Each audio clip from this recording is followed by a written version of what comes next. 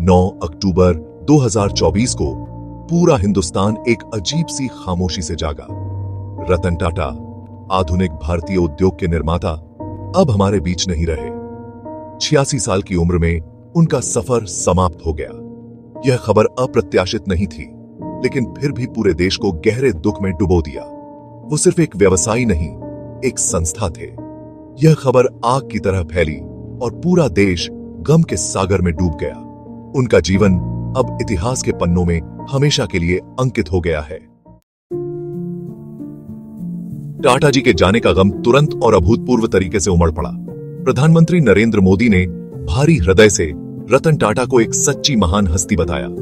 हर्ष गोयनका ने टाटा जी की अद्वितीय विनम्रता और प्रेरणा के बारे में बात की।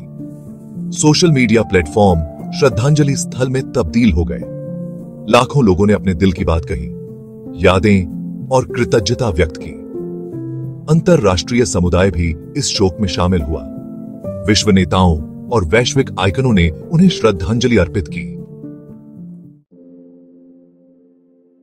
रतन टाटा की विरासत को समझने का सबसे अच्छा तरीका है उनके जीवन की कशीदाकारी को देखना, जो इस्पात और करुणा के धागों से बुनी गई थी। उन्हें टाटा समूह विरासत में मिला, जो एक सदी पुराना समूह था, ऐसे समय पर जब यह आंतरिक टकराव और बाह्य दबावों से जूझ रहा था। बिना हिम्मत हारे उन्होंने साहसिक सुधारों और रणनीतिक अधिग्रहण का रास्ता अपनाया और समूह को एक वैश्विक शक्ति में बदल दिया। उनके नेतृत्व में टाटा समूह ने अपने पंख दूर दूर तक फैलाए, जगुआर लैंड रोवर और कोरस स्टील जैसे प्रतिष्ठित ब्रांडों का अधिग्रहण किया। उन्होंने बड़े सपने देखने की हिम्मत की। टाटा टेली सर्विसेज के साथ दूरसंचार और टाटा कंसल्टेंसी सर्विसेज के साथ आईटी क्षेत्र जैसे अनछुए क्षेत्रों में कदम रखा, जो दोनों ही उद्योग में अग्रणी बने।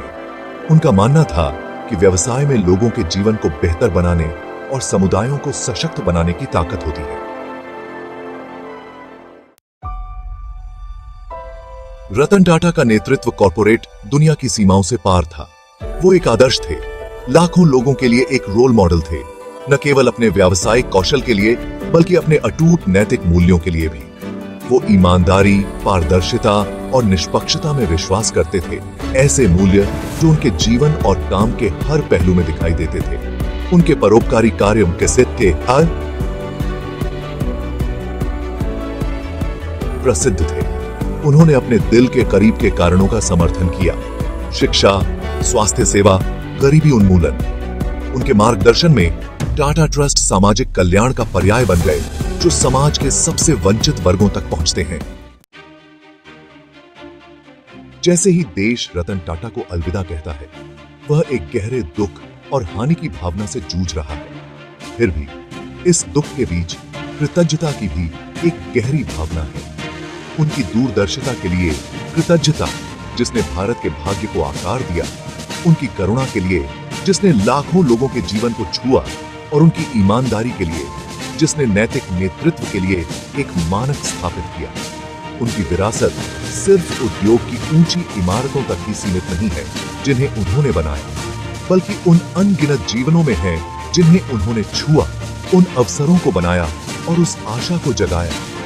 उन्होंने हमें दिखाया कि सफलता सिर्फ मुनाफे के बारे में नहीं है, बल्कि उद्देश्य के बारे में है।